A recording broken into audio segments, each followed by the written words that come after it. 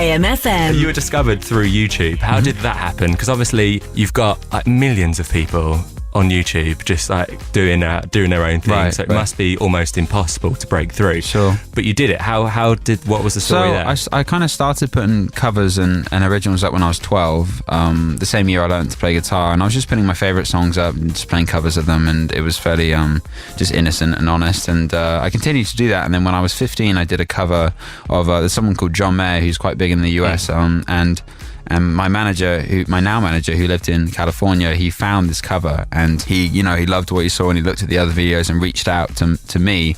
But I didn't use email at the time, so he really reached out to my dad, and he ended up becoming my manager and helping me get my kind of foot in the door of the industry, meeting with labels and publishers and things like that.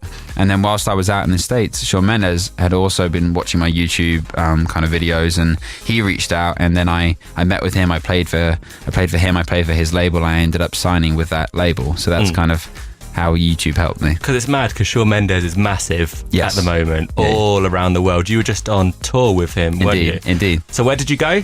So we did Europe. We did 10 countries in Europe, and then we just finished the American leg, which was, I think it was 26 shows in 25 states or something like that. Oh wow. It was amazing. I've been treating it as my gap year, because all my friends are just kind of going on their gap years before uni now, and I didn't really have time to do that, so I just mentally got in the space. So mentally, that's your gap year. What are you meant to do on a gap year, though? What are the really cliche things? Well, that you're meant to maybe do? you go and get drunk in certain Rediscover places. yourself? Well, maybe you complain about going to uni the year after, and I didn't really have to do that, so I had a good gap year. I enjoyed it sounds perfect as well. Gap tour. And I presume you got paid for your gap tour as well. Yeah, a little bit, which is always a bonus. Which is a bonus. Instead of like calls to mum and dad when you're in the middle of your Can gap you put year. some more money Like- in my account, please? Like, mum, I want to go on a boat trip, but I've ran out of money because I Right. spent it all the night before. Right. Well, there was a bit of that too, but To be fair, it looks like you've picked the best bits Thank of a you. gap year. Cheers. Because nobody wants the bits where they're calling up their mum and That's- she's like, "Oh, tell me about everything you did, what you spent your money on." I don't want that. Right. See on the bank kind of statement. Exactly. Shawn Mendes, his fans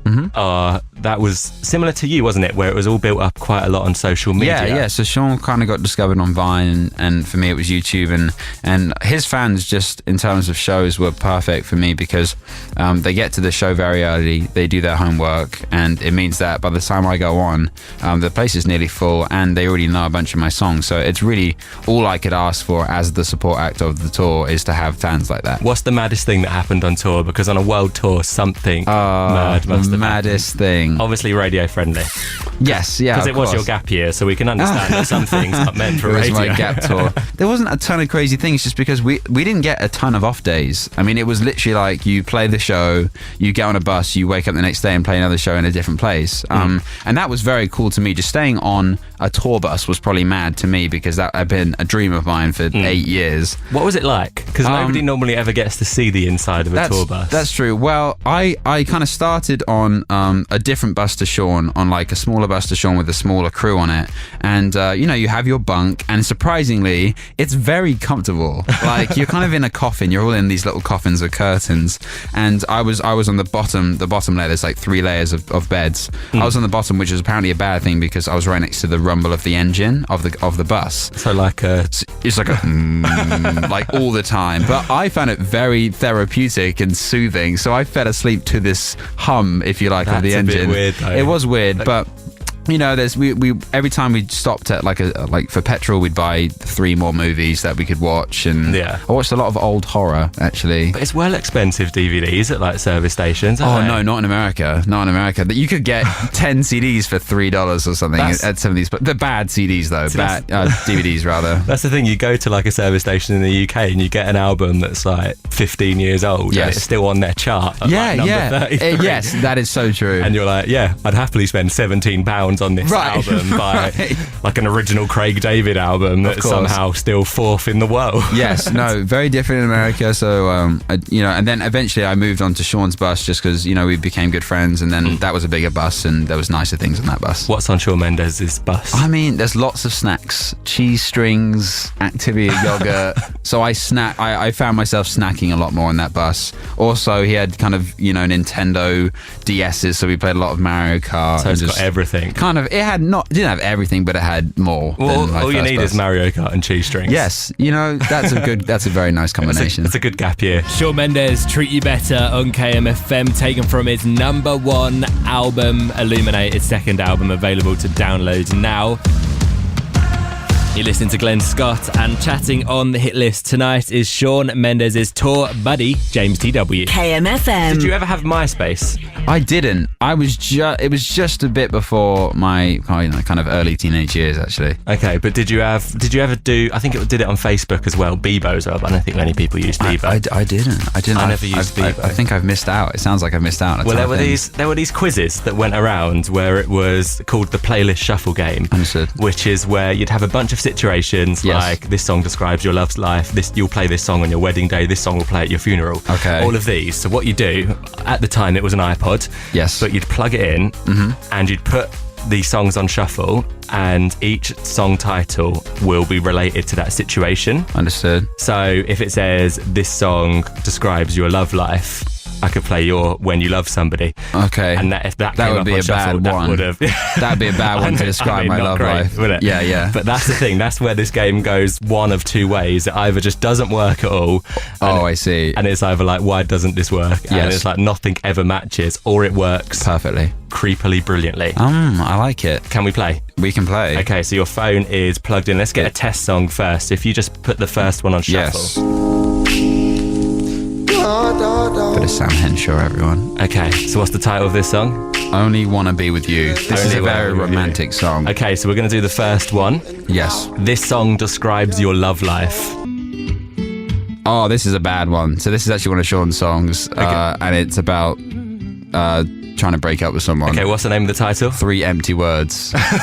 So I do not want that to be my love life. This song describes your love life. Sorry, 3 Shawn. empty words. Yeah. Ooh, that's not good. This next one, you'll play this song on your wedding day. This is a fun game. Oh, this is a happy song. It's called Coming Over. Kind of, when it gets going, I'll skip it a bit. It's just a happy kind of summer tune, I mean, it's not very wedding-y, though, It's not, no. I hope this isn't my first dance, but I play it for the after party. But what a first dance that would be. How would you even dance I this? guess you'd have to shuffle and do various techno things. It would definitely go viral. Yeah, my wife And we're would going to not be go happy. for the other half. Yes. This song will play at your funeral. Well, this is a bit of Nothing But Thieves, so this is a pretty rocking funeral. Okay, what's the name of the song? Itch. I mean, that's a hell of a funeral. Yeah, I think people are going to be crying tears whilst rocking out. That's all you need. This song describes your day. Sometimes a good feeling. That's what it's called. Have you got a good feeling today? Yeah. The view outside was nice. I got a good feeling. You got to see the This McDonald's. is probably the one that's worked the best, I'd say, so far. You came past Laser Quest. That's all you need. This song describes your week. I don't trust myself with loving you. So It's all right, James. That happens all the time. It's fine. Goodness. Okay. One of those weeks, Okay, this next one. What are your weekend plans? If you wouldn't mind. Maybe that's me saying don't ask. Let's do another one for that one. Okay. Brother. I guess I'm going to hang out with my brother. I have a little brother. Okay. He plays video games to death. Which is the perfect way to spend your weekend. I'd do that. I'd spend the weekend doing that. This next one's a big one. This is your theme song. This song is how your entire life is revolved around. Oh, I really hope this is a nice one. Over and Over Again by Nathan Sykes. Maybe that means I'm very thoughtful. I think of things over and over again. Maybe. I mean, I wouldn't say this describes my life. It might describe an aspect It's of me. the game. I mean, it's the game. You can't. These are the rules. Understood. We're going to go, this song, this is the dark one, but this is the one where it works quite well. Okay. So I did this one with Molly from the Saturdays. I said this song describes how you'll die, and the song Quickie by Miguel came on. So this song describes how you'll die. Oh my goodness. Red Fur is the name of the song. There you go. So there, I'll get maybe suffocated by red fur or Maybe. something. Like a tiger. That would be kind of cool. If I'm going to die, I'd like to die by tiger. I mean, it's one way to do it, isn't it? Yeah. This song describes how I will die. Good luck. A guillotine. This song's actually called Guillotine. That is incredible. Oh my God. And that's the situation where it works. That is the best possible. I could go through this whole playlist and there wouldn't be a better one for that question. I mean, I hope not, because wow. I mean, I don't even know what the situation will be where that would happen. But I mean, we'd have to go back in time. I suppose it's a quick way to do it. This song plays in your head when you see somebody that you fancy. Please forgive me. Please forgive me for fancying you. It's a very polite way of saying it. And the final one, for the final entry into the playlist shuffle game, this song describes this interview. White flag. So you surrender. That kind of means I surrender, doesn't it? You surrender to the interview. Take that. Very nice. Take that. And on that note, let's hit play on your new single. Can I leave you to introduce that on KMFM, please? Yes, this song is called When You Love Someone. I hope you guys love it. Cool. Thank you for coming in. My pleasure. Come home early after class. Don't be hanging around the back of the schoolyard. The schoolyard.